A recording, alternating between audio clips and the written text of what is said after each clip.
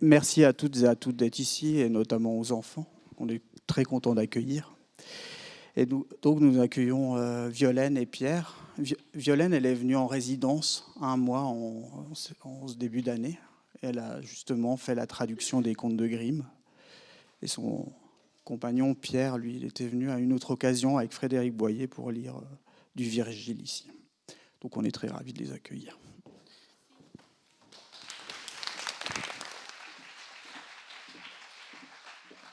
Bonjour. Je voudrais remercier la Fondation Yann Michalski de nous avoir invités avec Pierre à participer, et Pierre Beau, à participer à ce temps fort autour des loups. On va donc vous lire quelques contes de Grimm. Contrairement à ce qu'on croit, il n'y a pas tellement de loups en fait dans les contes de Grimm. Il y a beaucoup plus de marâtres et de sorcières que de loups. Mais j'en ai quand même traduit 2 où le loup a un rôle central. Voilà, qu'on va vous lire, et plus d'autres.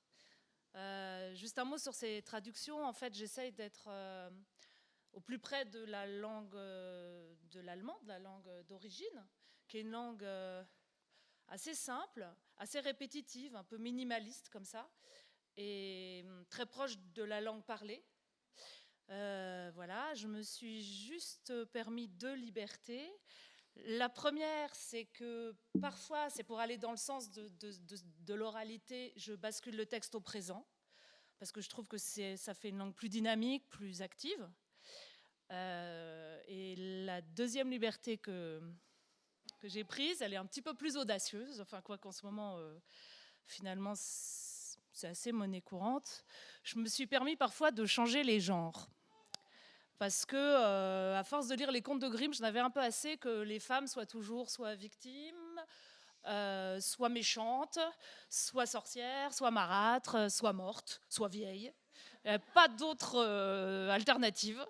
Et donc, moi, je me suis amusée des fois à inverser les choses. Voilà.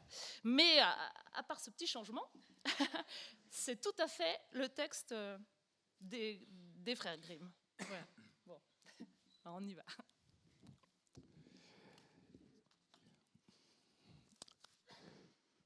Petite pousse. C'était un pauvre paysan qui s'asseyait tous les soirs au coin du feu devant les braises. Et sa femme était assise, elle aussi, et elle filait. Et il disait « C'est tellement triste que nous n'ayons pas d'enfants. C'est tellement silencieux chez nous, et chez les autres, c'est tellement vivant et tellement joyeux. » Oui, soupirait la femme, si seulement nous pouvions en avoir un, même un seul, même tout petit, pas plus gros qu'un pouce, je serais tellement heureuse. Nous l'aimerions de tout notre cœur. Sur ce, la femme tomba malade, et 7 mois après, elle mit au monde un enfant qui avait tous les membres bien en place, mais qui n'était pas plus gros que son pouce. Alors ils se dirent, il est comme nous l'avons voulu, et ce sera notre enfant chéri. Et s'inspirant de son apparence, ils l'appelèrent Petite pouce. L'enfant fut bien nourri, mais elle ne grandit pas plus, et elle resta comme à la première heure. Ses yeux, pourtant, brillaient d'intelligence, et bientôt elle s'avéra qu'elle était une petite créature alerte et avisée qui réussissait tout ce qu'elle entreprenait.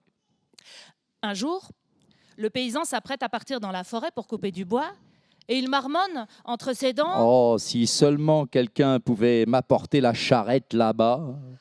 Oh, papa, dit Petite Pouce, je vais le faire, moi. Fais-moi confiance. Elle sera dans la forêt à l'heure dite. Alors l'homme éclate de rire. Mais n'importe quoi, tu es beaucoup trop petite pour attraper les rênes d'un cheval. Et alors, papa, si la mère veut bien appeler la charrette, je vais m'asseoir dans l'oreille du cheval et je vais le guider. Ok, répond le père, va pour essayer.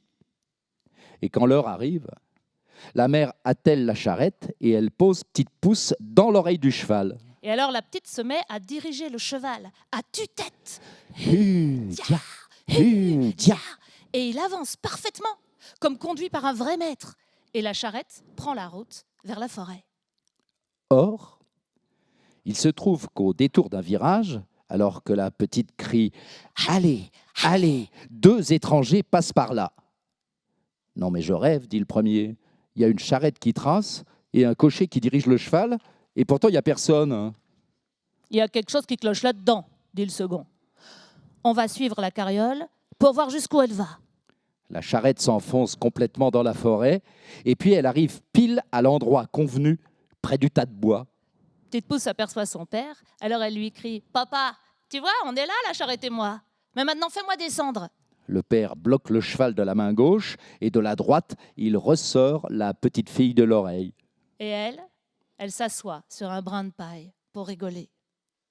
Quand les 2 étrangers aperçoivent Petite Pouce, ils n'arrivent plus à aligner 3 mots, complètement ébobis. Puis le premier prend l'autre à part et lui dit « Dis donc, on pourrait se faire un paquet d'argent en exposant cette petite crevette dans la grande ville. Il faut qu'on l'achète. » Ils s'approchent alors du paysan et lui disent « Vendez-nous cette petite demoiselle. Elle sera très bien avec nous. » « Non, répond le père, c'est le trésor de mon cœur.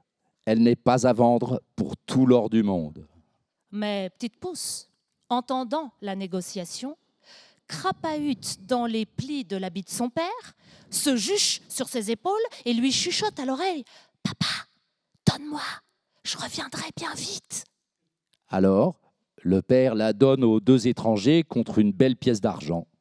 « Où veux-tu t'asseoir » demandent les 2 étrangers. « Ah, mettez-moi sur le bord de votre chapeau. Comme ça, je pourrais me promener de long en large et observer le paysage sans risquer de tomber. » Ils obéissent à sa volonté et maintenant Petite Pouce fait ses adieux à son père et ils se mettent en route. Et ils marchent ainsi jusqu'à la tombée de la nuit et là, la petite dit « Descendez-moi de là, j'ai envie, ça presse. » « Tu peux rester là-haut » lui répond l'homme sur la tête duquel elle se trouve. « Quelle importance, les oiseaux aussi font parfois sur ma tête. » « Non, répond Petite Pouce, ça se fait pas. Faites-moi descendre plus vite que ça. » L'homme retire son chapeau et dépose la petite dans un champ près du chemin. Et là, elle saute et elle rampe parmi les mottes de terre. Et tout à coup, elle se glisse dans un trou de souris qu'elle avait repéré au préalable. « Au revoir, mes chers messieurs, dit-elle dans un éclat de rire. Eh bien, le bonjour chez vous, ce sera sans moi. » Alors il se précipite et il fouille le trou de souris avec un bâton. Mais c'est peine perdue, Petite Pouce se faufile toujours plus loin. Et voilà qu'il fait déjà nuit noire et ils sont réduits à rentrer chez eux en colère et les poches vides. Quand Petite Pouce est sûre et certaine qu'ils sont partis, elle se faufile hors de son labyrinthe souterrain. Mais c'est trop dangereux de marcher dans un champ alors qu'il fait tout noir. C'est un coup à se casser le cou. Par chance, elle trouve une coquille d'escargot vide. Dieu merci, ici, je vais pouvoir passer la nuit en toute sécurité. Et elle s'assied à l'intérieur. Et juste au moment où elle est en train de s'endormir, elle entend 2 hommes passer à côté d'elle. Et l'un d'eux dit « Mais comment on va faire pour détrousser le pasteur qui a tant d'or et tant d'argent ?» « Moi, je peux vous le dire, leur crie Petite Pouce. »« Non mais je rêve, répond un des voleurs tout effrayé. J'ai entendu quelqu'un parler. Et il reste quoi? Et il prête l'oreille. Alors Petite Pouce répète encore une fois. Si vous m'emmenez avec vous, je pourrais vous aider. Mais où es-tu? Cherchez par terre et tâchez de trouver d'où vient la voix. » Les voleurs finissent par la trouver et ils la soulèvent dans les airs. Comment comptes-tu nous aider, espèce de nabote? Écoutez, je vais me glisser à travers les barreaux de la chambre du pasteur et je vais vous passer tout ce que vous voulez. Très bien, disent-ils. Voyons si t'es cap. Quand ils arrivent au presbytère, Petite Pouce se glisse donc dans la chambre, mais immédiatement, elle se met à crier à plein poumon « Vous voulez que je vous passe tout ce qu'il y a là-dedans ?» Les voleurs prennent peur et disent « Mais parle pas si fort, tu vas réveiller tout le monde. » Ma Petite Pouce fait comme si de rien n'était et elle crie à nouveau « Qu'est-ce que vous voulez? Et vous voulez que je vous passe tout ce qu'il y a là-dedans ?» La cuisinière, qui dort dans la chambre du dessus, entend du boucan. Alors, elle se dresse sur son lit et elle tend l'oreille. Et les voleurs, pris de panique, prennent la fuite. Mais finalement, ils se ressaisissent en disant « La petite môme, elle a juste voulu nous taquiner. » Ils reviennent sur leurs pas, ils lui chuchotent « Mais arrête de faire la maline et passe-nous quelque chose maintenant !» Petite Pouce leur crie encore une fois de toutes ses forces « Mais oui, et je vais tout vous passer, vous avez qu'à tendre les mains !» La servante, toujours toute ouïe, se lève d'un bond et elle se jette sur la porte en trébuchant. Du coup, les voleurs s'enfuient à toute berzingue et galopent comme si une bête féroce était à leur trousse. La servante, elle, ne voit rien dans le noir, alors elle va chercher de quoi s'éclairer. Du coup, Petite Pouce en profite pour déguerpir dans la grange Et incognito. Et du coup, la servante ne trouve rien ni personne en fouillant la pièce de fond en comble. Alors, elle retourne se coucher en se disant « J'ai dû rêver les yeux ouverts ». Pendant ce temps-là, Petite Pouce escalade les meules de foin. Et voilà qu'elle se trouve un bon coin pour dormir. Elle compte se reposer là jusqu'au matin, puis rentrer chez ses parents. Mais elle n'est pas au bout de ses aventures. Car, oui, le monde est un vaste champ de misère et d'affliction. À l'aube, donc, comme d'habitude, la servante se lève pour aller nourrir les bêtes. Et son premier geste est d'aller dans la grange où elle s'empare d'une brassée de foin. Mais c'est précisément là où est couchée Petite Pouce, qui dort si profondément qu'elle ne s'aperçoit de rien. La vache la broute en même temps que le foin. Et voilà qu'elle se réveille dans la gueule de la vache. Oh mon Dieu! Qu'est-ce que je fais dans un moulin à foulon? Avant de remarquer où elle est vraiment. Alors, elle se laisse dégringoler au fin fond de l'estomac en faisant bien attention à ne pas se faire broyer par les mâchoires. Ils ont oublié de mettre des fenêtres dans cette chambrette. Et le soleil manque. On y voit comme dans un four. Ce logement ne lui plaît vraiment pas. Et le pire, c'est que le foin arrive en continu au pied de la porte et que la place se fait rare. Alors, prise de peur, elle s'écrie aussi fort qu'elle le peut. « Arrêtez de me donner du foin! Arrêtez de me donner du foin !» La servante, qui est justement en train de traire la vache, entend quelqu'un parler sans voir personne. Et c'est la même voix que la nuit dernière. Alors, elle est tellement épouvantée qu'elle tombe de son tabouret et tout le lait se renverse. Elle court à toutes jambes retrouver son maître et elle s'écrie « Miséricorde, monsieur le pasteur, la vache a parlé !» « T'es folle !» lui répond le pasteur. Mais il va quand même voir par lui-même ce qu'il en est dans l'étable. Et à peine a-t-il poussé la porte que Petite Pouce s'écrie à nouveau « Arrêtez de me donner du foin! Arrêtez de me donner du foin !» Alors le pasteur est épouvanté lui aussi. C'est un esprit malin, se dit-il, et il donne l'ordre de tuer la vache. Alors elle est abattue. Et l'estomac dans lequel est tapie Petite Pouce est jeté dans le fumier. Elle s'applique à sortir de là tant bien que mal, mais c'est difficile. Pour finir, elle arrive à se frayer un passage, mais à peine a-t-elle dégagé sa tête qu'un nouveau malheur l'attend. Un loup, affamé, déboule dans le coin et engloutit l'estomac en une seule bouchée. Mais Petite Pouce ne perd pas courage. Peut-être que je peux m'arranger avec le loup, se dit-elle. Et elle lui crie, du fond de sa panse, « Mon cher loup, moi, je connais un coin où tu peux avoir une bonne pâtée. » « Ah bon? Où ça ?» répond le loup. « C'est une maison où il y a des gâteaux, du lard et de la saucisse, en veux-tu, en voilà. Mais pour y entrer, faut que tu passes par le conduit de canalisation. » Et en fait, elle lui décrit très précisément le chemin pour rejoindre la maison de son père. Le loup ne se le fait pas dire deux fois. Il se glisse dans le conduit la nuit tombée et il avale tout ce qu'il trouve dans le garde-manger à tire-larigot. Et maintenant, il est complètement repu et il veut s'en retourner. Mais il est devenu si gras qu'il ne peut pas repasser par le même chemin. C'était précisément le plan de Petite Pouce. Qui commence à faire grand bruit dans le ventre du loup. Et elle se déchaîne et elle crie autant qu'elle peut.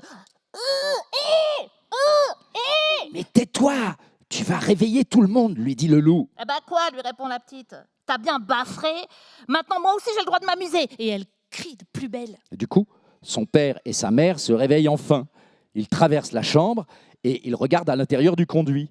Et en voyant qu'un loup y crèche, il s'enfuit à toutes jambes. Et l'homme s'empare d'une hache et la femme d'une faux. Reste bien derrière, lui dit-il quand ils reviennent.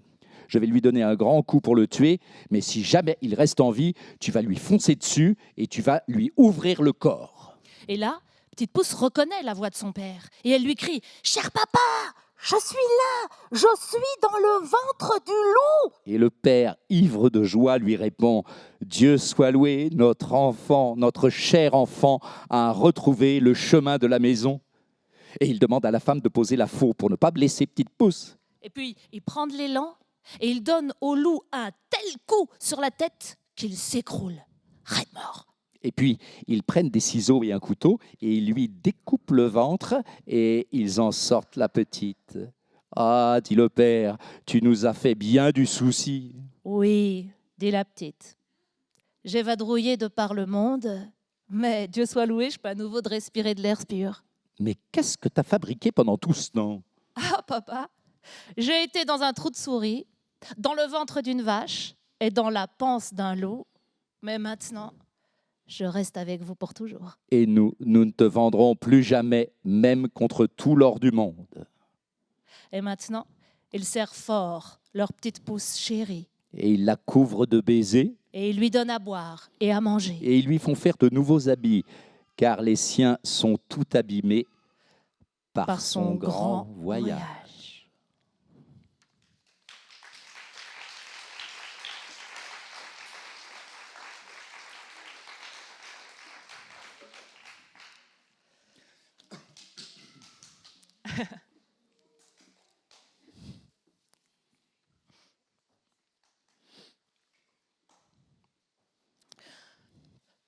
Le conte du genévrier.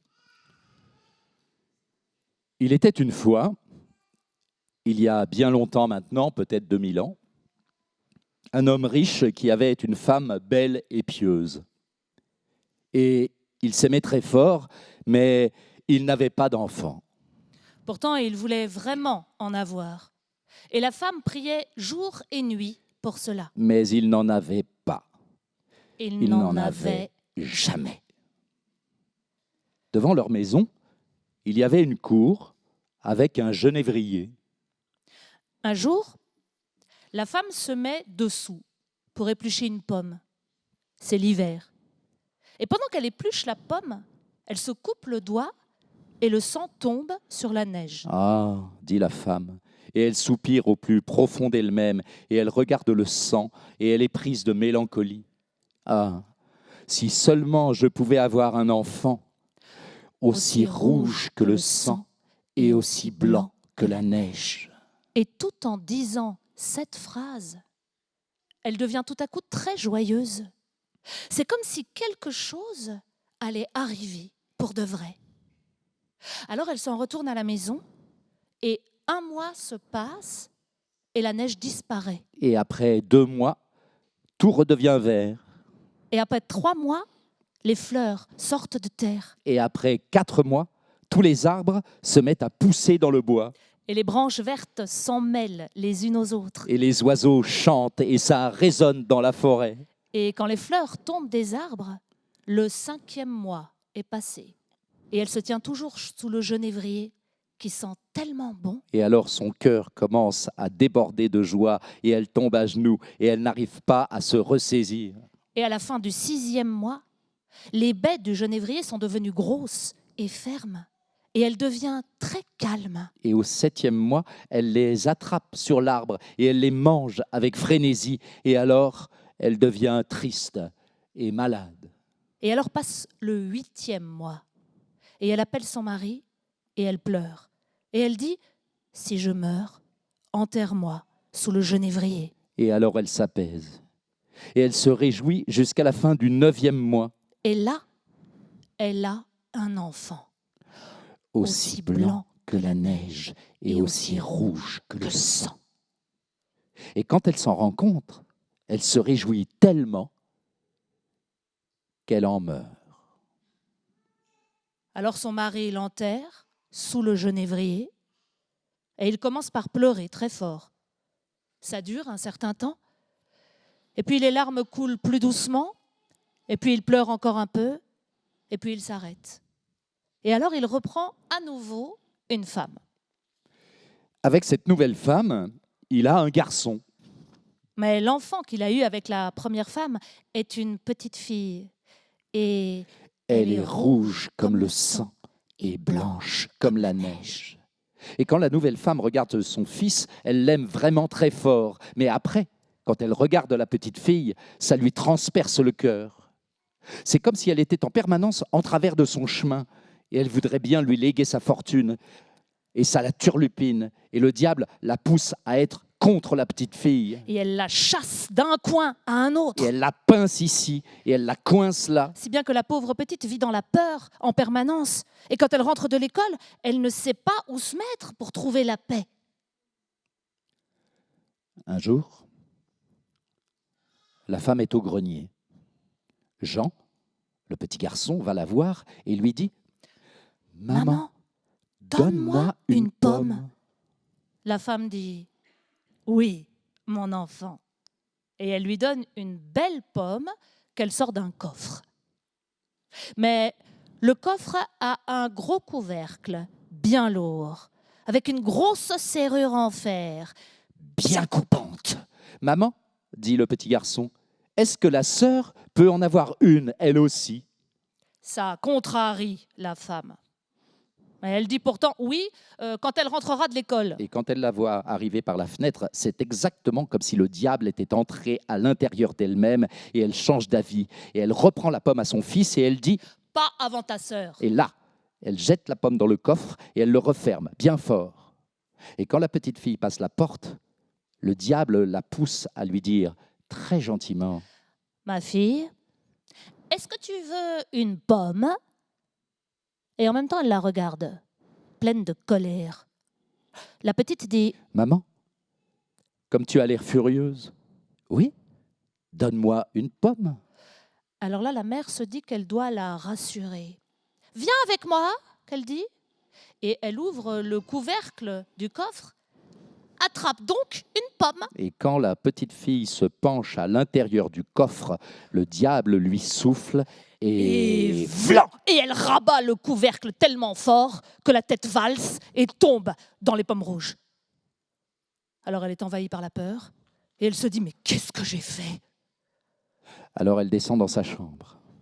Elle sort du premier tiroir de la commode un linge blanc. Elle remet la tête bien en place sur le cou.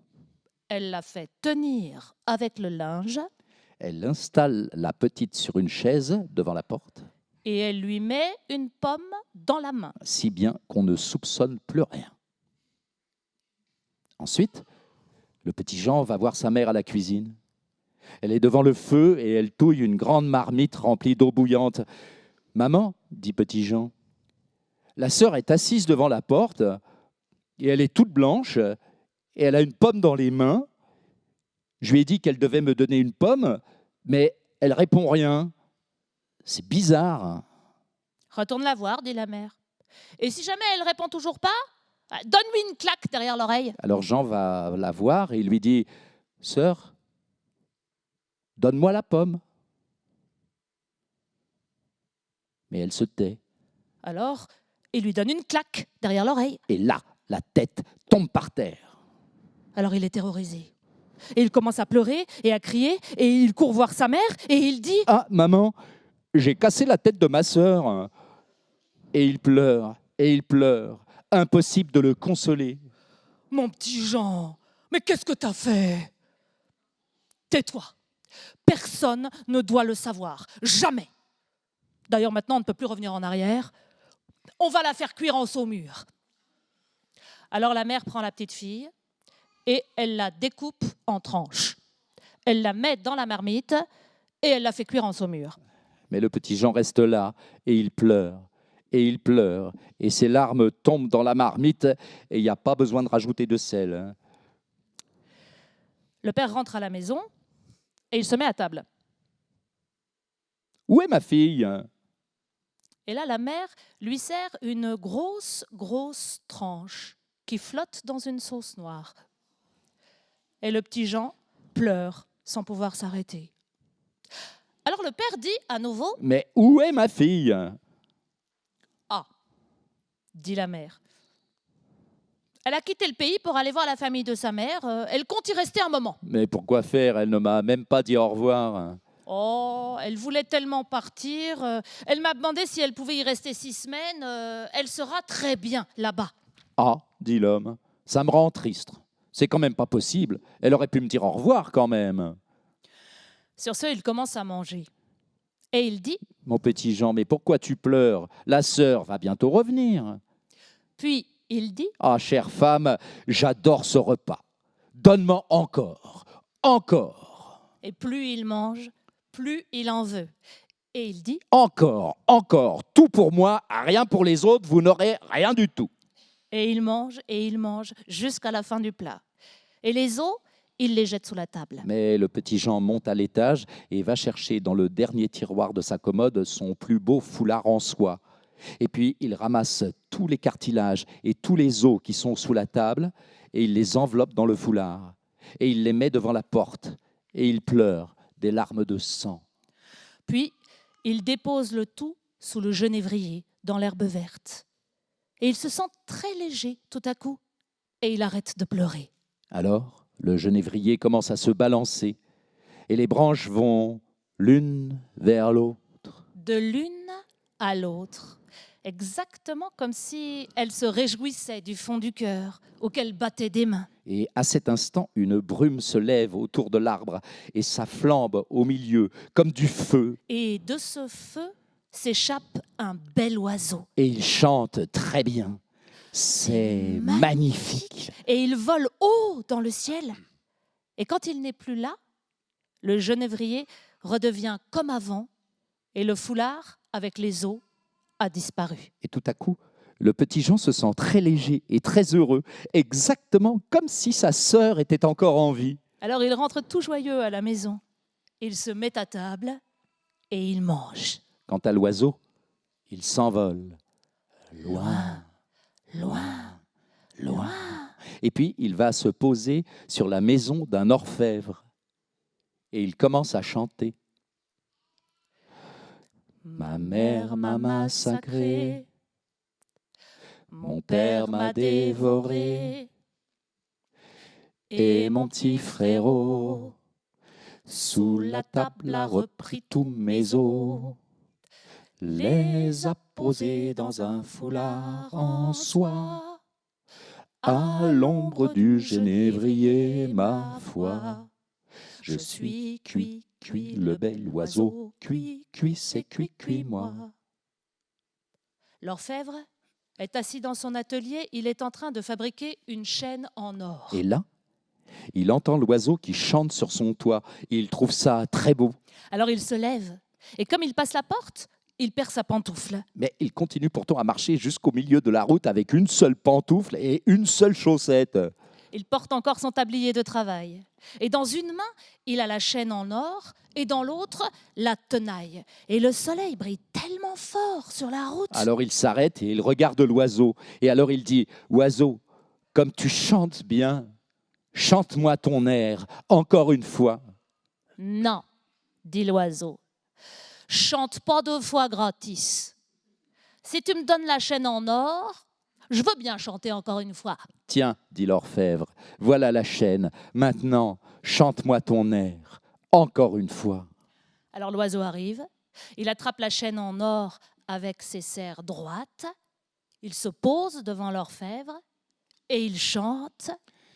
Ma mère m'a massacré, mon père m'a dévoré, et mon petit frérot, sous la table, a repris tous mes os, les a posés dans un foulard en soie, à l'ombre du genévrier, ma foi. Je suis cuit, cuit, le bel oiseau, cuit, cuit, c'est cuit, cuit, moi, c'est cuit, cuit, moi. Puis l'oiseau s'envole chez un cordonnier. Il se pose sur son toit et il chante.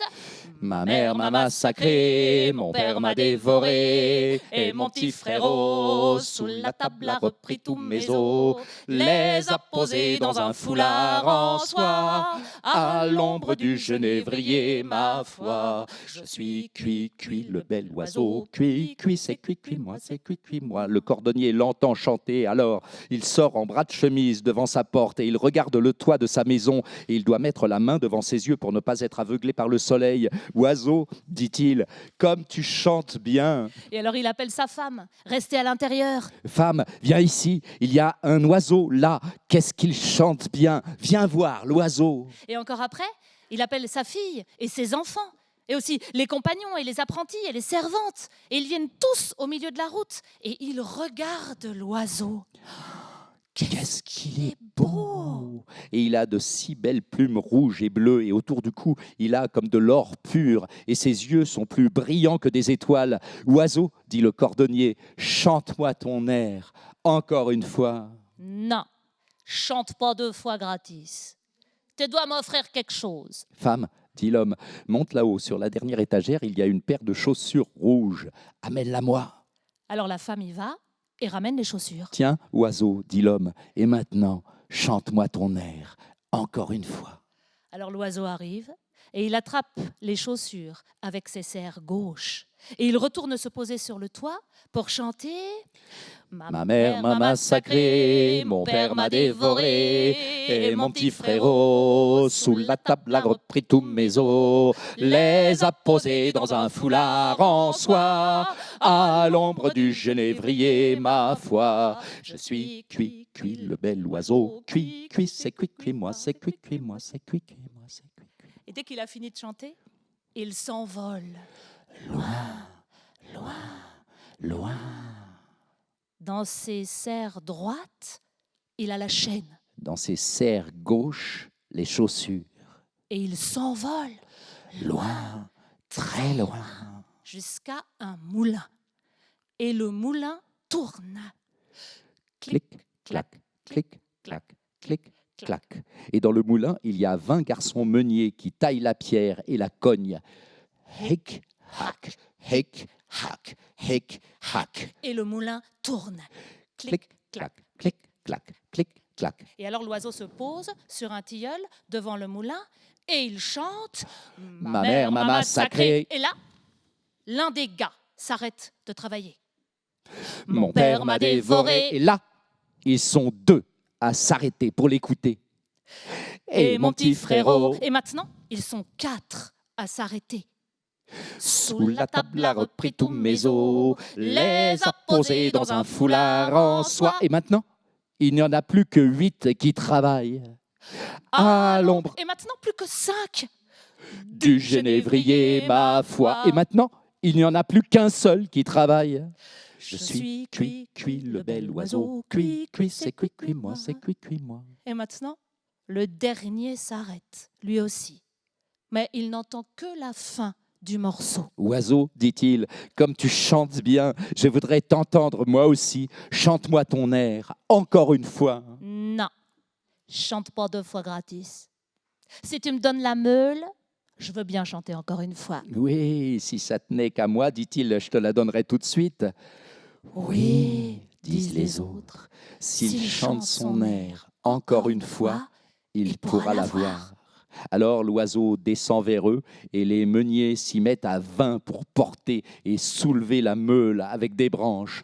Ho, hiss, ho, hiss, ho, hiss. Et alors, l'oiseau passe sa tête dans le trou et ça fait comme un collier. Et il s'envole à nouveau dans l'arbre et il chante. Ma mère m'a massacré, mon père m'a dévoré, et mon petit frérot, sous la table, a repris tous mes os, les a posés dans un foulard en soie, à l'ombre du genévrier, ma foi. Je suis cuit, cuit, le bel oiseau, cuit, cuit, c'est cuit, cuit, moi, c'est cuit, cuit, moi, c'est cuit, cuit, moi. Et quand il a fini de chanter, Il déploie ses ailes. et il a la chaîne dans ses serres droites. Et à gauche, il a les chaussures. Et autour du cou, il a la meule. Et il s'envole, loin, très loin. Vers la maison de son père.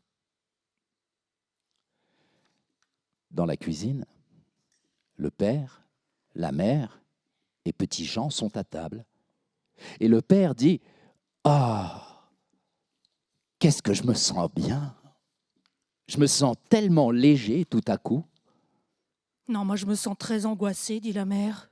C'est comme si un orage terrible allait venir. Mais petit Jean reste assis et il pleure à chaudes larmes. Alors l'oiseau arrive à tire d'aile.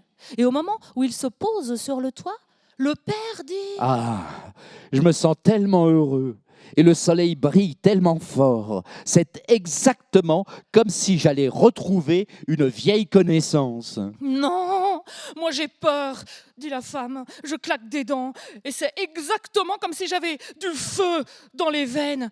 Et elle déchire sa robe pour trouver un peu d'air. Mais le petit Jean reste assis dans un coin et il pleure et il essuie ses yeux avec son tablier et il pleure tellement dans son tablier qu'il est tout mouillé le tablier. Alors l'oiseau se pose sur le genévrier et il chante.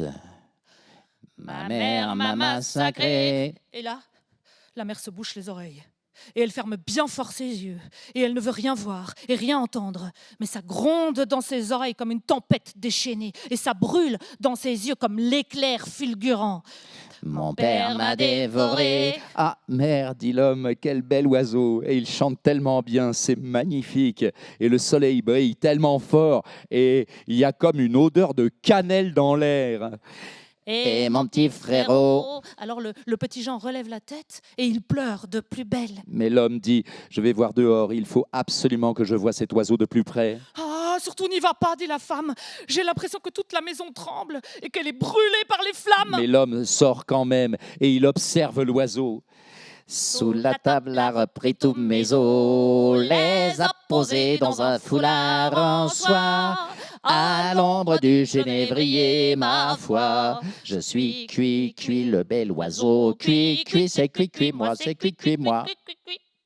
Sur ce, l'oiseau laisse tomber la chaîne en or. Et elle tombe pile sur le cou de l'homme. Elle en fait parfaitement le tour et elle lui va à ravir. Alors il rentre et il dit, regarde comme il est beau cet oiseau. Il m'a donné une chaîne en or tellement belle, mais tellement belle. Mais la femme a tellement peur qu'elle s'écroule dans la cuisine et sa coiffe tombe de sa tête. Alors l'oiseau chante de nouveau. Ma mère m'a massacré. Ah, si je pouvais être 6 pieds sous terre pour ne plus avoir à écouter ça. Mon père m'a dévoré. Et là, la femme reste dans la même position, comme morte. Et mon petit frérot est là. Le petit Jean dit, moi aussi je veux sortir, je veux voir si l'oiseau me donne quelque chose. Alors il sort au dehors. Sous la table a repris tous mes os, les a posés dans un foulard en soie. Et l'oiseau lui lance les chaussures. À l'ombre du genévrier, ma foi, je suis cuit, cuit, le bel oiseau. Cuit, cuit, c'est cuit, cuit, moi, c'est cuit, cuit, moi. Alors, là, petit Jean se sent tout léger et tout joyeux. Il met les chaussures rouges toutes neuves et il danse et saute de joie et il dit « Ah, j'étais tellement triste quand je suis sorti et maintenant, je me sens tellement léger. Il est magnifique cet oiseau. Et il m'a donné une paire de chaussures rouges. » Non, dit la femme, et elle se lève d'un bond, et elle a les cheveux qui se dressent sur la tête comme des flammes. J'ai l'impression que le monde entier est en train de s'écrouler. Je veux sortir, moi aussi. Je veux être légère, moi aussi. Et comme elle passe la porte, Vlan ! l'oiseau lui jette la meule sur la tête et elle est complètement écrabouillée. Le père et le petit Jean entendent du bruit, alors ils vont voir, au dehors. Et là, fumée, flamme et feu sortent de terre. Et une fois que tout est terminé, La petite fille est là, devant eux. et elle prend son père et le petit Jean par la main, Et ils sont très contents, tous les trois. et ils rentrent à la maison.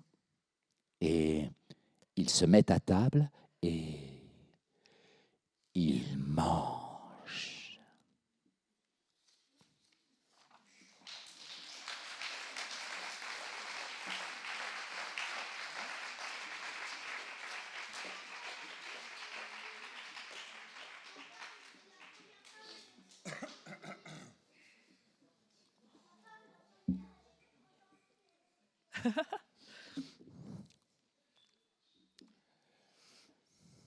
Petit églantier.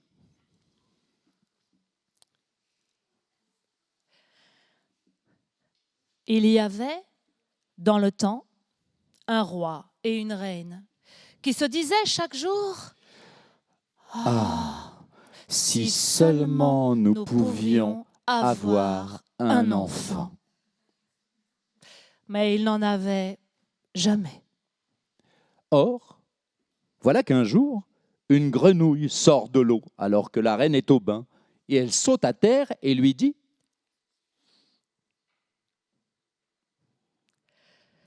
Ton vœu va s'exaucer, et avant la fin de l'année, tu mettras au monde un petit garçon. » Ce que la grenouille avait dit se réalise, et la reine donne naissance à un petit garçon qui est si mignon que le roi, fou de joie, organise une grande fête.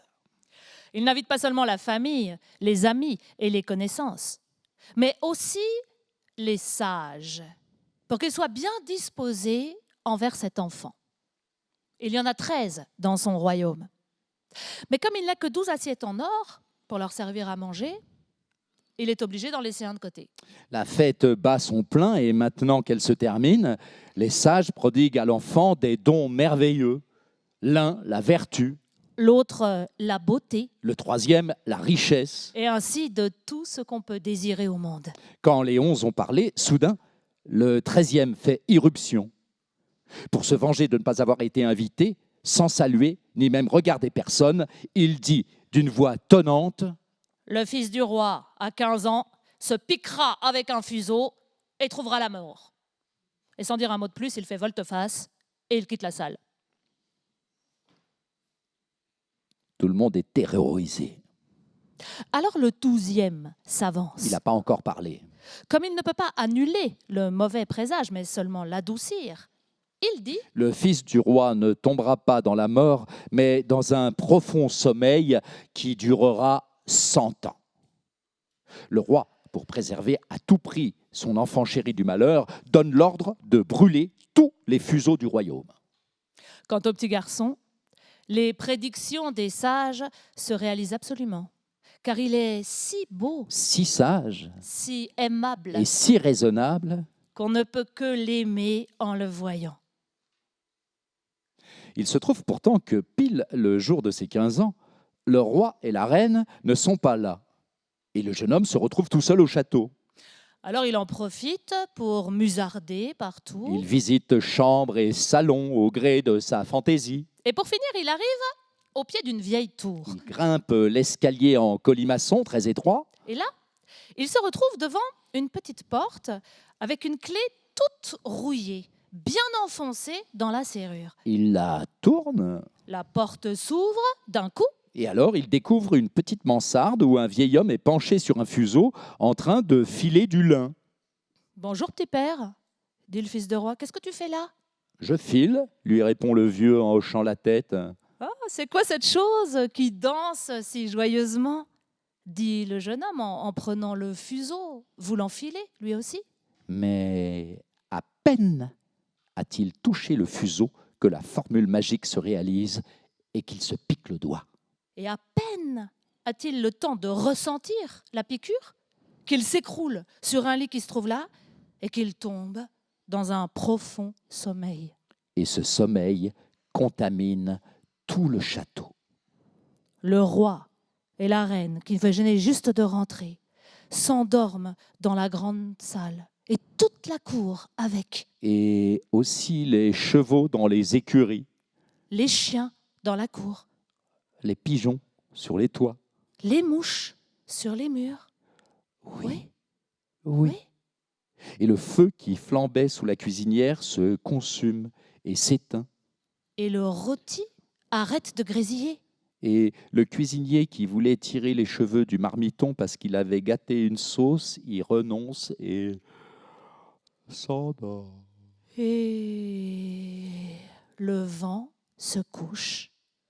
Et sur les arbres, devant le château, plus aucune feuille ne bouge. Et alors, tout autour du château, une haie d'épines commence à sortir de terre.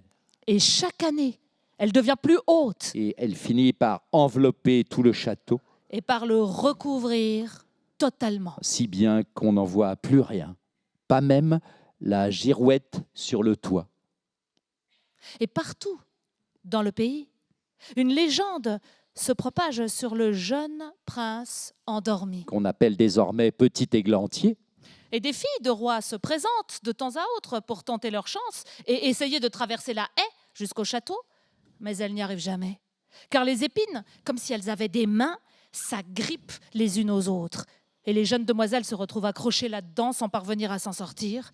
Et elles meurent toutes d'une mort lamentable. Au bout de longues années, une fille de roi se présente à nouveau dans le pays. Et elle rencontre une vieille femme qui lui raconte que derrière la haie d'épines, il y aurait, paraît-il, un château dans lequel un fils de roi d'une grande beauté et qui s'appellerait Petit Églantier dormirait depuis maintenant 100 ans. Et avec lui, le roi, la reine et toute la cour.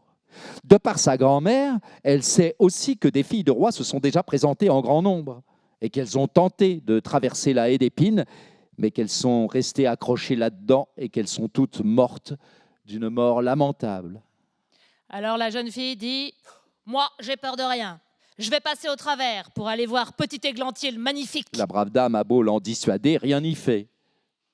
Or, il se trouve que les 100 ans viennent juste de s'écouler. C'est précisément le jour où Petit Églantier doit se réveiller. Quand la fille du roi s'approche de la haie d'épines, elle ne trouve que des grandes fleurs très belles qui s'ouvrent toutes seules sur son passage sans lui faire aucun mal, et puis qui reprennent la forme d'une haie dans son dos. Dans la cour du château, elle découvre les chevaux et les chiens de chasse couchés par terre, en train de dormir. Les pigeons posés sur le toit, la tête repliée sous l'aile. Et quand elle rentre à l'intérieur de la maison, Les mouches dorment sur les murs. le cuisinier lève encore la main comme pour empoigner le marmiton. Et la servante est assise devant la poule noire qu'elle s'apprête à plumer. Alors elle va plus loin, et dans la grande salle, elle découvre toute la cour couchée par terre, en train de dormir. Et là-haut, près du trône, le roi et la reine sont couchés, eux aussi. Alors elle va encore plus loin, et tout est si calme qu'elle n'entend que son propre souffle. Et enfin, elle arrive au pied de la tour. Et là, elle ouvre la porte de la mansarde où dort Petit Églantier. Et il est couché là. Et il est tellement mignon qu'elle ne peut plus le quitter des yeux. Et elle se penche. Et elle lui donne un baiser. Et Pile au moment où ce baiser l'effleure, Petit Églantier ouvre un œil, se réveille et il la regarde très gentiment. alors ils descendent tous les deux, et le roi se réveille, et la reine, et toute la cour, et chacun se regarde avec des yeux ronds comme des billes. Et les chevaux dans la cour se relèvent et s'ébrouent. Les chiens de chasse bondissent et remuent la queue. Les pigeons sur le toit sortent la tête de leurs ailes, regardent à la ronde et s'envolent à l'horizon. Les mouches sur les murs rampent un peu plus loin. Oui, oui. le feu reprend sous la cuisinière. Il chauffe et cuit le repas. Le rôti recommence à grésiller. Et le cuisinier donne une telle gifle au marmiton qu'il se met à crier. Et la servante plume la poule jusqu'au bout. Et on célèbre alors en grande pompe le mariage de la fille de roi. Avec Petit Églantier Et ils vivent heureux jusqu'à la fin de leur jour.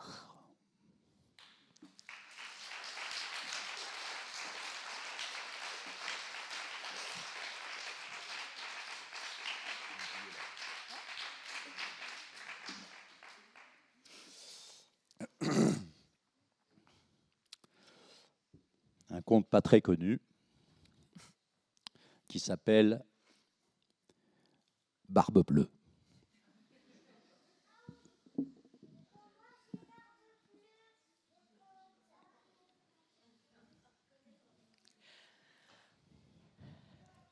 Dans une forêt vivait un homme qui avait 3 filles et un fils qui était très beau.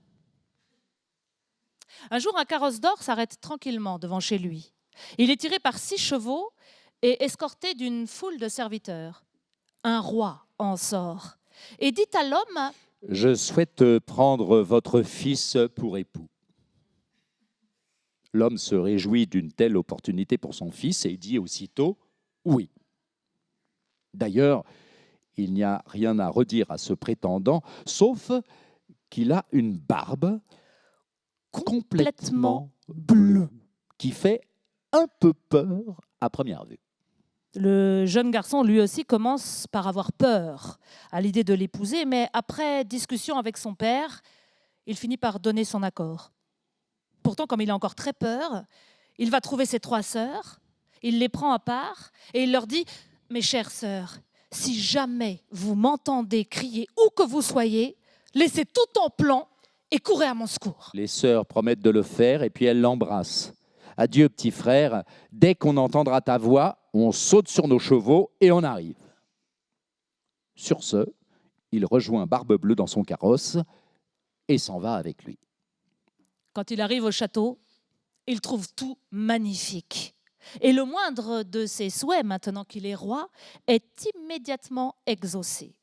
Et ils auraient pu être très heureux si seulement il avait réussi à s'habituer à la barbe bleue du roi. Mais il est toujours vert de peur quand il voit ça. Après un certain temps, Barbe-Bleue lui dit « Je dois faire un grand voyage. Voilà toutes les clés du château, tu peux tout examiner. Et ouvrir toutes les portes, sauf celle-ci. Celle qui s'ouvre. Avec cette petite clé en or, je te l'interdis. Si jamais tu l'ouvres, ta vie est perdue. » Il prend les clés et il jure de lui obéir. Mais à peine est-il parti qu'il ouvre les portes, les unes après les autres. Et il découvre une telle collection de richesses et de merveilles que c'est comme si elles venaient du monde entier. Il ne reste plus que la chambre interdite. Et comme la clé est en or, il se dit que si ça se trouve, le plus précieux y est caché. La curiosité commence à le dévorer. Et il voudrait tellement ne pas connaître le contenu des autres pièces pour savoir ce qu'il y a dans celle-ci. Pendant un moment, il résiste à la tentation. Mais elle devient tellement puissante qu'il attrape la clé. Et maintenant, il fait les 100 pas devant la chambre. Qui le saura si je l'ouvre, se dit-il. Je veux juste y jeter un œil. Alors, il tourne la clé et la porte s'ouvre d'un coup. Et un torrent de sang s'échappe de là. Et partout, autour, sur les murs, il voit des garçons morts, pendus, et certains ne sont plus que des squelettes. Il a tellement peur qu'il referme aussitôt la porte, mais la clé lui échappe des mains. Et voilà qu'elle tombe dans le sang. Il la ramasse aussitôt et il essaye d'essuyer le sang, mais c'est peine perdue. Dès qu'il arrive à essuyer le sang d'un côté, il ressurgit de l'autre. Alors, il reste prostré toute la journée à frotter la clé et il se casse la tête, mais rien n'y fait. Les taches de sang ne s'effacent pas. Pour finir, le soir, il pose la clé dans le foin en espérant qu'il absorbera le sang pendant la nuit. Mais le lendemain, Barbe-Bleue rentre à la maison. Et la première chose qu'il lui demande, les clés. Son cœur bat la chamade. Il lui donne le trousseau en espérant qu'il ne va pas remarquer qu'il manque la clé en or. Mais il les compte les unes après les autres. Et à la fin, il lui dit, droit dans les yeux, « Où est la clé de la chambre secrète ?» Lui, rouge sang, répond: « Elle est en haut. Je l'ai déplacée, j'irai la chercher demain. » Vas-y plutôt tout de suite, chère Marie, j'en ai besoin, tout de suite. Mais en fait, je dois te dire, je l'ai perdue dans le foin, il faut d'abord que je la cherche. Tu ne l'as pas perdue du tout, dit Barbe-Bleue hors de lui. Tu l'as posée là-bas pour faire disparaître les taches de sang, donc tu n'as pas respecté la loi, tu es entré dans cette chambre. Mais maintenant, tu vas y retourner, illico presto, que tu le veuilles ou non. Alors il est obligé d'aller récupérer la clé, qui est encore couverte de sang. Et maintenant, prépare-toi à la mort, tu dois mourir aujourd'hui même. Barbe-Bleue attrape son grand couteau et l'emmène dans le vestibule. Laisse-moi faire une dernière prière avant de mourir. Très bien, vas-y, mais dépêche-toi, j'ai pas que ça à faire. Alors il grimpe les escaliers, 4 à 4, et il hurle par la fenêtre de toutes ses forces. « Sœurs, mes chères sœurs, au secours, venez vite !» Les sœurs sont en train de boire du vin nouveau dans la forêt, mais la plus jeune dit soudain « C'est comme si j'avais entendu la voix de notre frère. Debout, il faut courir à son secours. » Alors elles sautent sur leurs chevaux et elles galopent plus vite que le vent. Mais le frère est tombé à genoux, tétanisé par la peur. D'en bas, Barbe-Bleue lui crie. Alors, c'est pas bientôt fini ? Et en même temps, il l'entend aiguiser son couteau sur la première marche de l'escalier. Alors il regarde au dehors, mais il ne voit rien d'autre qu'un nuage de poussière à l'horizon, comme soulevé par un troupeau en marche. Alors il hurle encore « Sœurs, mes chères sœurs, au secours, venez vite !» Et sa peur grandit de minute en minute. Mais Barbe-Bleue lui crie « Si tu ne descends pas immédiatement, je viens te chercher. Mon couteau est bien aiguisé maintenant. » Alors il regarde à nouveau au dehors. Et là, il voit ses 3 sœurs voler à travers champs comme des oiseaux dans le ciel. Alors il hurle pour la 3e fois de toutes ses forces, au comble de la peur. « Sœurs, mes chères sœurs, au secours, venez vite !» Et la plus jeune des sœurs est maintenant si près qu'il peut entendre sa voix. « Courage, petit frère chéri, on arrive dans un instant. » Mais Barbe-Bleue crie. Maintenant, ça suffit les jérémiades, je ne vais pas attendre plus longtemps. Si tu viens pas tout de suite, je monte te chercher. « Ah, laissez-moi faire une dernière prière pour mes 3 sœurs chéries !» Sans l'écouter, Barbe-Bleue grimpe les escaliers et le traîne au dehors. Et pendant qu'il l'attrape par les cheveux pour lui planter le couteau dans le cœur, les 3 sœurs défoncent la porte du château, s'engouffrent à l'intérieur, arrachent leur frère à Barbe-Bleue, puis elles sortent leurs sabres et l'embrochent de part en part. Alors Barbe-Bleue se retrouve pendu dans la chambre ensanglantée, en compagnie des garçons qu'il a lui-même tués. Et les sœurs ramènent leur frère chéri à la maison. Et il hérite de toute la fortune de Barbe-Bleue.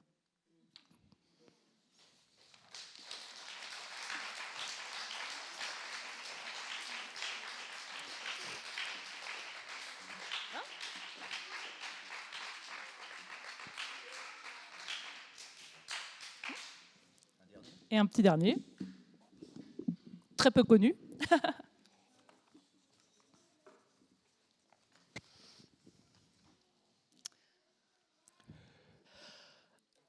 Le petit béret rouge.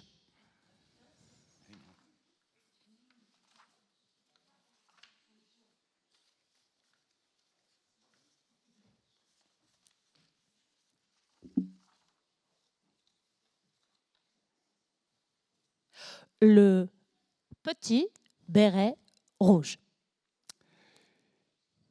Il était une fois un petit garçon qui était si mignon que tout le monde l'aimait dès qu'il apparaissait. Son grand-père, en particulier, aurait tout donné pour lui. Un jour, il lui offre un béret en velours rouge et il y va tellement bien qu'il ne veut plus jamais le quitter et du coup, tout le monde l'appelle Petit Béret Rouge. Un jour, sa mère lui dit « Viens là, petit béret rouge. Voilà un morceau de gâteau et une bouteille de vin. Apporte-les à ton grand-père. Il est faible et malade, ça lui redonnera des forces.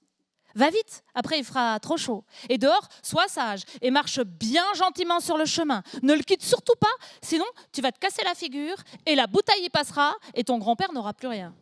Et quand tu seras chez lui, n'oublie pas de lui dire bonjour. Et ne commence pas à galoper dans tous les coins. » « Je vais faire tout comme il faut, lui répond Petit Béret Rouge et il lui tape dans la main. Le grand-père habite dans la forêt, c'est à une demi-heure de marche du village et maintenant, Petit Béret Rouge s'enfonce dans la forêt. Et là, il rencontre un loup. Ou plutôt, une louve. Mais Petit Béret Rouge ignore à quel point c'est un animal dangereux et il n'a pas peur du tout. « Bonjour, petit béret rouge, lui dit-il. Lui dit-elle. « Bonjour la louve. »« Où vas-tu si tôt, petit béret rouge ? » ?»« Chez mon grand-père. »« Qu'est-ce que tu caches sous ton tablier ? » ?»« Du vin et une part de gâteau. On l'a fait hier pour mon grand-père qui est faible et malade. Ça va lui faire plaisir, ça va lui redonner des forces. » »« Et il habite où, ton grand-père, petit béret rouge ? » ?»« Un peu plus loin, dans la forêt, à un quart d'heure de marche. Sa maison est sous les 3 grands chênes et juste à côté, il y a des noisetiers. Mais Tu dois connaître, lui dit Petit Béret Rouge. La louve se dit alors, cette petite chose bien tendre, c'est un morceau de choix, bien meilleur que le vieillard. Faut que je trouve un truc pour les choper les deux d'un coup. Alors elle fait un bout de chemin à côté de Petit Béret Rouge, et puis elle lui dit, Petit Béret Rouge, il y a plein de belles fleurs partout, mais toi tu les regardes même pas. J'ai l'impression que tu n'entends même pas les oiseaux chanter. Tu marches la tête baissée comme si tu allais à l'école. Pourtant, c'est amusant, la forêt, tu trouves pas? Le Petit Béret Rouge relève alors la tête et quand il voit les rayons du soleil danser au travers des branches, de ci, de là, et des belles fleurs partout, il se dit « Et si j'amenais un beau bouquet de fleurs au grand-père, en plus du reste, ça lui ferait drôlement plaisir. Il est tellement tôt, j'ai largement le temps. » Et il s'éloigne du chemin pour aller dans la forêt chercher des fleurs. Et il en cueille une. Et il se dit, oh, mais là, plus loin, il y en a une autre qui est encore plus jolie. Et il court vers elle et il s'enfonce toujours plus profondément dans la forêt. Et pendant ce temps-là, la louve trace direct jusqu'à la maison du grand-père. Et elle toque à la porte. Qui est là? C'est Petit Béret Rouge. J'ai du vin et des gâteaux, ouvre-moi. Il suffit de baisser la poignée, je suis trop fatigué pour me lever. La louve baisse donc la poignée. La porte s'ouvre. Elle s'avance sans dire un mot jusqu'au lit du grand-père et elle le dévore. Et puis elle enfile ses vêtements, elle met son bonnet de nuit, elle se couche dans son lit et elle tire les rideaux. Pendant ce temps-là, Petit Béret Rouge court après les fleurs et il en ramasse tant et tant qu'il n'arrive même plus à les porter. Et soudain, il repense à son grand-père et il se met en route pour aller chez lui. Il est très étonné de trouver la porte déjà grande ouverte et quand il rentre dans la chambre, il trouve que tout est bizarre autour de lui et il se dit « Oh mon Dieu, pourquoi j'ai si peur aujourd'hui alors que d'habitude, j'adore être chez mon grand-père ?» Il lance « Bonjour !» Mais pas de réponse. Sur ce, il s'approche du lit, il ouvre les rideaux et le grand-père est couché là et son bonnet de nuit lui cache la moitié du visage. Il a vraiment l'air bizarre. « Hé, grand-père, mais qu'est-ce qu'elles sont grandes tes oreilles ?»« C'est pour pouvoir mieux t'entendre. Hé, grand-père, mais qu'est-ce qu'ils sont grands tes yeux ?»« C'est pour pouvoir mieux te regarder. Hé, grand-père, mais qu'est-ce qu'elles sont grandes tes mains ?»« C'est pour pouvoir mieux te toucher. Hé, grand-père, mais qu'est-ce qu'elle est grande et moche ta gueule ?» C'est pour pouvoir mieux te manger. » Et à peine a-t-elle fini de parler qu'elle se jette hors du lit et dévore le pauvre Petit Béret Rouge. Et maintenant que la louve est bien repue, elle s'allonge dans le lit, elle s'endort et elle se met à ronfler comme c'est pas possible. Un chasseur passe justement aux abords de la maison. Il se dit « Mais pourquoi il ronfle si fort le vieillard? Il faut que j'aille voir si tout va bien. » Alors il rentre dans la chambre et quand il s'approche du lit, il voit la louve couchée là. « Ah, te voilà, vieille pécheresse, ça fait un bail que je te cherche. » Alors il épaule sa carabine. Mais il se dit soudain que si ça se trouve, la louve a mangé le grand-père et qu'on peut encore le sauver. Alors il ne tire pas. Mais il va chercher des ciseaux et il se met à tailler dans le ventre de la louve endormie. Et après quelques coups de ciseaux, il voit apparaître le Petit Béret Rouge. Et encore après quelques coups de ciseaux, Le petit garçon bondit au dehors en s'écriant « Oh là là, qu'est-ce que j'ai eu peur !» C'était tout noir dans le ventre de la louve. et maintenant c'est au tour du grand-père de sortir de là. Il est vivant, mais il peut à peine respirer. Alors, Petit Béret Rouge galope chercher des grosses pierres et il les fourre dans le ventre de la louve. Résultat, quand elle se réveille, elle essaie de s'enfuir, mais les pierres sont tellement lourdes qu'elle s'écroule, raide, morte. Alors, ils sont tous les trois très contents. Le chasseur dépaisse la louve et rentre chez lui avec la fourrure. Le grand-père mange le gâteau et boit le vin apporté par Petit Béret Rouge et il reprend des couleurs. Quant au Petit Béret Rouge, il se dit « J'irai plus jamais me balader tout seul, loin du sentier, dans la forêt profonde. C'est interdit par ma mère. » On raconte aussi qu'un autre jour, alors que Petit Béret Rouge retourne apporter du gâteau à son grand-père, il croise une autre louve qui lui propose de faire un petit bout de chemin à côté de lui. Mais Petit Béret Rouge se méfie et il continue à marcher droit devant. Et il dit à son grand-père qu'il a rencontré une louve qui lui a dit bonjour, mais qu'il l'a regardé d'un œil mauvais. Si j'avais pas été sur le chemin, elle m'aurait dévoré. Viens là, lui dit le grand-père. On va fermer la porte à double tour, elle ne pourra pas rentrer. Mais dans la foulée, la louve toque à la porte et s'écrie « Ouvre-moi, grand-père, c'est Petit Béret Rouge, je t'apporte des gâteaux. » Ils se taisent. Ils n'ouvrent pas la porte. Alors la bête grise rôde autour de la maison. Et pour finir, elle saute sur le toit et elle se dit qu'elle va attendre le soir, que Petit Béret Rouge va rentrer chez lui, qu'elle va le suivre et qu'elle va le dévorer dans l'obscurité. Mais le grand-père devine ce qu'elle mijote. Devant la maison, il y a une belle auge en pierre. Alors il dit à l'enfant « Prends un seau, Petit Béret Rouge. Hier, j'ai fait cuire des saucisses. Récupère l'eau de la cuisson et va la verser dans l'auge. » Petit Béret Rouge fait des allers et retours avec le seau jusqu'à ce que la grande auge soit remplie à ras-bord. Et maintenant, la louve flaire l'odeur des saucisses. Et elle renifle. Et elle penche la tête vers le bas. Et pour finir, elle tend tellement le cou qu'elle perd l'équilibre. Et voilà qu'elle commence à tomber. Et donc, elle tombe du toit et elle atterrit dans la grande auge. Et là, elle se noie. Et Petit Béret Rouge rentre tranquillement chez lui. Et depuis, plus personne ne lui fait aucun mal.